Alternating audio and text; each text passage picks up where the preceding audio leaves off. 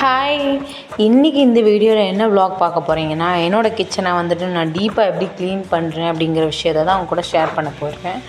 எப்போவுமே வந்துட்டு செல்ஃபில் நம்ம அது இதுன்னு மசாலா ஐட்டம்ஸ் எல்லாம் வைக்கிறதுனால அந்த செல்ஃப் பூரா மசாலா அதெல்லாம் ஆகிடுது.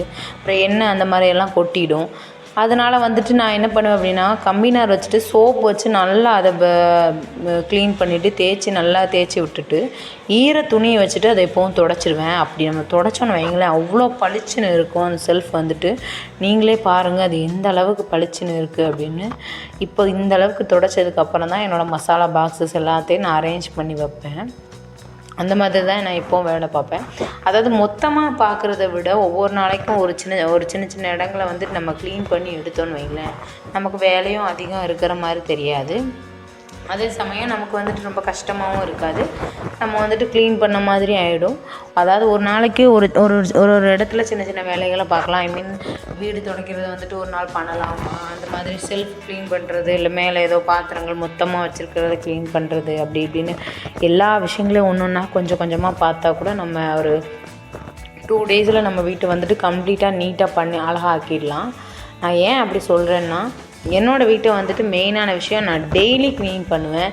எல்லா இதையும் நல்லா க்ளீன் பண்ணுவேன். மெயினான விஷயம் கிச்சன் வந்துட்டு ரொம்ப நீட்டாக இருக்கணும் அப்படின்னு நினைப்பேன். அதனால் வந்துட்டு கிச்சனை வந்துட்டு டெய்லி முடிஞ்ச அளவுக்கு சோப் போட்டோ இல்லை வந்துட்டு ஈர துணி வச்சோ நல்லா துடைச்சிருவேன். டீப் க்ளீன் வந்துட்டு கிச்சனில் பண்ணிவிடுவேன். நாங்கள் இப்போ ரெண்டல் ஹவுஸில் தான் இருக்கோம். இப்போ தான் ரீசெண்டாக இந்த வீட்டுக்கு நாங்கள் வந்துட்டு நாங்கள் இப்போ எந்த திங்ஸுமே இங்கே அதிகமாக நாங்கள் யூஸ் பண்ணுறதில்ல. இப்போதைக்கு எந்த திங்ஸும் நாங்கள் வாங்கலை. ஏன்னா நாங்கள் எப்போனாலும் இங்கேருந்து ஷிஃப்டிங் ஆகிற மாதிரி இருக்கிற சிச்சுவேஷனில் தான் இருக்கோம். அதனால் வந்துட்டு அதிகமாக எந்த ஒரு திங்ஸும் நாங்கள் எடுத்துகிட்டு வரல. எங்கள்கிட்ட இருக்கிற திங்ஸை வந்துட்டு நான் எப்படி சுத்தமாக மெயின்டைன் பண்ணுறேன் அப்படிங்கிற விஷயத்தை தான் இந்த வீடியோவில் நீங்கள் பார்க்க போகிறீங்க. அதாவது இப்போ வந்துட்டு ஆர்கனைட் பண்ணுறதுக்காக நிறைய திங்ஸ் எல்லாம் வாங்குகிறாங்க. ஜாரு, அப்புறம் வந்துட்டு நிறைய ஸ்டோரேஜுக்கான பாக்ஸஸ் ஐட்டம்ஸ் எல்லாம் நிறைய வாங்குகிறாங்க. நான் அந்த மாதிரி எந்த திங்ஸுமே வாங்குறதில்ல. என்கிட்ட என்ன இருக்கோ அப்படி அதை தான் வச்சுட்டு நான் எல்லாமே போட்டு வச்சுருக்கேன். இங்கே வரும்போது நிறைய கேர்டு பாக்ஸ் வந்துட்டு வாங்கி வச்சுருந்தாங்க. அதை வந்துட்டு மொத்தமாக சேர்த்து வச்சு க்ளீன் பண்ணி தான் நான் அந்த ஸ்டோரேஜுக்குள்ளதெல்லாம் அதில் கொஞ்சம் கொஞ்சமாக எடுத்து வச்சுருக்கேன். அந்த சுண்டல், பருப்பு அந்த மாதிரி எல்லா ஐட்டம்ஸையும் அப்படி தான் இது வரைக்கும் நான் போட்டு வச்சுருக்கேன். அதுக்குன்னு தனியாக நான் எந்த ஒரு ஸ்டோரேஜ் ஐட்டம்ஸும் வாங்கலை.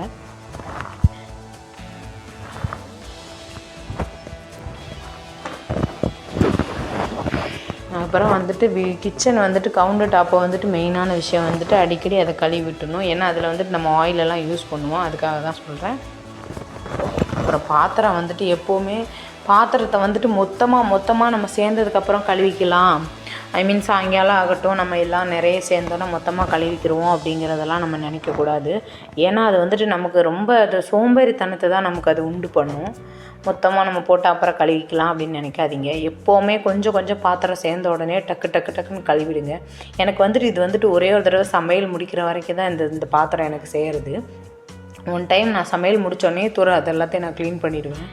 சிங்கு எல்லாத்தையும் மொத்தமாகவே க்ளீன் பண்ணி முடிச்சுட்டு தான் நைட்டு தூங்கவே போவேன். அந்த மாதிரி க்ளீன் பண்ணிப்பேன். ஏன்னா அப்போ தான் வந்துட்டு ஸ்மெல் எடுக்காது, பாய்ச்சம் அந்த மாதிரிலாம் எதுவும் வராது. அதனால் மெயினாக சிங்கு வந்துட்டு நல்லா எப்போவும் க்ளீன் பண்ணிடுங்க. நம்ம வேஸ்ட்டெலாம் அதில் சாப்பிட்டு பிளேட்டில் வச்சுருப்போம், அது அதில் கிடக்கும். அப்படிங்கும்போது வந்துட்டு என்ன ஆகும், ஸ்மெல் எடுக்கும். அது மாதிரி பாய்ச்சம், பல்லியோ எதனால வந்துட்டு சீக்கிரமாக வீட்டுக்குள்ளே நம்ம அந்த மாதிரி தான் நமக்கு வந்துட்டு அந்த மாதிரிலாம் வீட்டுக்குள்ளே வருது. சிங்கு வந்துட்டு இந்த மாதிரி ஒரு மாதிரி ஸ்மெல் வரும்போதுட்டு அதுக்காக பூச்சி, பல்லி, பாய்ச்சம் அந்த மாதிரிலாம் வீட்டுக்குள்ளே வர்றது ரீசனே அதுதான். நம்ம வந்துட்டு அதை வந்துட்டு கரெக்டாக மெயின்டைன் பண்ணி க்ளீன் பண்ணி எடுத்து வச்சிடணும். அப்படி நீங்கள் நீட்டாக வச்சு பாருங்கள். அதுக்கப்புறம் வந்துட்டு இந்த பாய்ச்சம், தொல்லை அந்த மாதிரிலாம் உங்களுக்கு எதுவுமே இருக்காது. மெயினான விஷயம் அதுதான் இது. அப்புறம் வந்துட்டு செல்ஃபில் வந்துட்டு 2 செல்ஃபையும் மசாலா பாக்ஸ் எல்லாத்தையும் எடுத்து வச்சுட்டு மொத்தமாக க்ளீன் பண்ணிட்டேன். பொங்கலுக்கு நாள் க்ளீன் பண்ணது. அதுக்கப்புறம் கரெக்டாக ஒரு 2 வீக்ஸ் ஆகுது. இப்போ மறுபடியும் நான் க்ளீன் பண்ணுறேன். பாருங்கள் 2 வீக்ஸில் எப்படி ஆயிடுச்சுன்னு பாருங்கள். இதில் நம்ம 1 மாதம் 2 மாதம்லாம் வச்சுருந்தோம்னா அது எப்படி இருக்கும் அப்போ நீங்களே யோசிச்சு பாருங்கள். அதுக்காக தான் சொல்கிறேன், அப்பப்போ க்ளீன் பண்ணிக்கணும் அப்படிங்கிறதுக்காக சொல்கிறதே அந்த ரீசன் தான். நம்ம கொஞ்சம் விட்டுட்டு சரி ஒரு க்ளீன் பண்ணிக்கலாம் அப்படின்னு நம்ம நினச்சிட்டே விட்டுட்டே இருந்தோம், அது ரொம்ப அழுக்காயிடும். மறுபடியும் நமக்கு அது ரொம்ப ஒரு வேலையாக தான் தெரியுமே தவிர நமக்கு அதை டக்குன்னு முடிக்கிற மாதிரி இருக்காது. அந்த ரீசன்னால தான் எதுனாலும் டக்குன்னு பார்த்துடணும் அப்படின்னு சொல்கிறேன். இப்போ எல்லாத்தையும் தொடச்சி முடிச்சுட்டு மறுபடியும் எல்லாத்தையும் எடுத்து வச்சுருக்கேன் அடுக்கி. இப்போ பார்க்குறதுக்கு எப்படி கிச்சனே நீட்டாக இருக்குதுன்னு பார்த்தீங்களா? அதுக்காக தான் சொல்கிறேன். எப்போவுமே நம்ம வீடு நீட்டாக இருந்தால் நமக்குள்ள ஒரு நல்ல பாசிட்டிவ் தாட்ஸ் வந்து இருக்கும். அதுதான் உண்மை.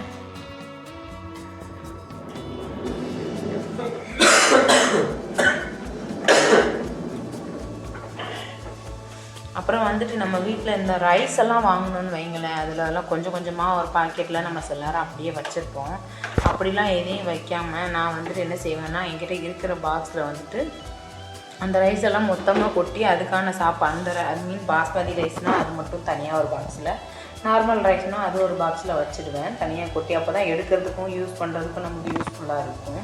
அது மாதிரி அங்கே இங்கே கொஞ்சம் கொஞ்சமாக ஏதாவது மசாலா ஐட்டம்ஸோ எதுவும் வச்சுருந்தோம்னா அது என்ன பண்ணுவேன்னு பார்த்தீங்கன்னா, மொத்தமாக ஒரு ஸ்டோரேஜ் பாக்ஸில் போட்டு வச்சுருப்பேன். தேவைப்படும்போது அது வேணும்னா எடுத்துக்கலாம். மெயினாக வந்துட்டு எல்லாத்தையுமே ஃபஸ்ட்டு பாட்டிலில் போட்டு அரேஞ்ச் பண்ணி ஃபஸ்ட்டு வச்சுருப்பேன். அதில் வந்துட்டு அதிகமாக தேவைப்படாத திங்ஸை வந்துட்டு ஸ்டோரேஜ் பாக்ஸில் வச்சுப்பேன். அப்புறம் இந்த 2 மசாலா பாக்கெட் மட்டும் அங்கே இங்கே பாட்டில் இல்லாமல் உருண்டுட்டு இருந்தது. சரி, இன்றைக்கி அதுக்கும் பாட்டில் கிடச்சிது. சரின்னு என்ன செஞ்சால் அதையும் அப்படியே போட்டு கொட்டி வச்சு மூடி வச்சிட்டேன்.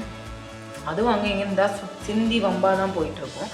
அதே நம்ம ஒரு பாட்டிலில் கொட்டி வச்சோம்னா நீட்டாக அது ஒரு இடத்துல இருக்கும். நமக்கு வேணுங்கிறப்போ அதை நம்ம யூஸ் பண்ணிக்கலாம். அப்படியே வேலையெல்லாம் முடிச்சுட்டு நைட்டு வந்துட்டு சப்பாத்தி போடலான்னு முடிவு பண்ணி தான் சப்பாத்திக்கு ரெடி பண்ணிகிட்டு இருந்தேன். சப்பாத்தி பண்ணும்போது நான் வந்து சப்பாத்தி கல்லெல்லாம் வச்சு யூஸ் பண்ண மாட்டேன். கவுண்டர் டாப்பில் தான் வச்சு நான் சப்பாத்திக்கு மாவெல்லாம் ரெடி பண்ணுவேன். ஏன்னா எனக்கு கொஞ்சம் அது ஈஸியாக இருக்கும். சப்பாத்தி கல்லை விட எனக்கு இது ரொம்ப ஈஸியாக இருக்கிற மாதிரி இருக்கும். இதுக்காக தான் நான் மெயினாக வந்துட்டு அந்த கவுண்டர் டாப்பை அதிகமாக க்ளீன் பண்ணுற ரீசனே இதுக்காக தான். ஏன்னா சாப்பிட்ற பொருளை வந்துட்டு நம்ம அதில் போட்டு தான் நம்ம செய்கிறோம். அப்போ அது எவ்வளோ நீட்டாக இருந்தால் நமக்கு அது நல்லது அப்படிங்கிறதுக்காக தான் அதை வந்துட்டு நல்லா எப்போவுமே க்ளீன் பண்ணி வச்சுடுவேன்.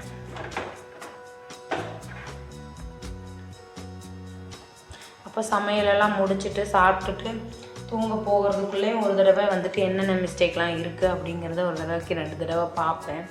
ஏதாவது ஒரு இடத்துல அழுக்கலாம் இருக்கிற மாதிரி இருந்துச்சுன்னா டக்குன்னு அதையும் க்ளீன் பண்ணிவிடுவேன். மொத்தமாகவே க்ளீன் பண்ணி முடிச்சுட்டு தான் படுப்பேன். அப்புறம் அவங்க வந்தாங்கன்னா அவங்க லஞ்ச் பாக்ஸ் எல்லாம் கொண்டு வருவாங்க. டிஃபன் பாக்ஸ் அது எல்லாத்தையும் எடுத்து அரேஞ்ச் பண்ணி வச்சுட்டு, அப்புறம் என்கிட்ட வந்துட்டு ஒரு மெயினான ஒரு விஷயம், எவ்வளோ தான் ஒதுங்க வச்சாலும் இந்த டிவி ஸ்டாண்டு வந்துட்டு மறுபடியும் இதாக ஆகிட்டே தான் இருக்குது. அதை என்னால் கரெக்ட் பண்ணவே முடியல. கடைசியாக ஒரு வழியாக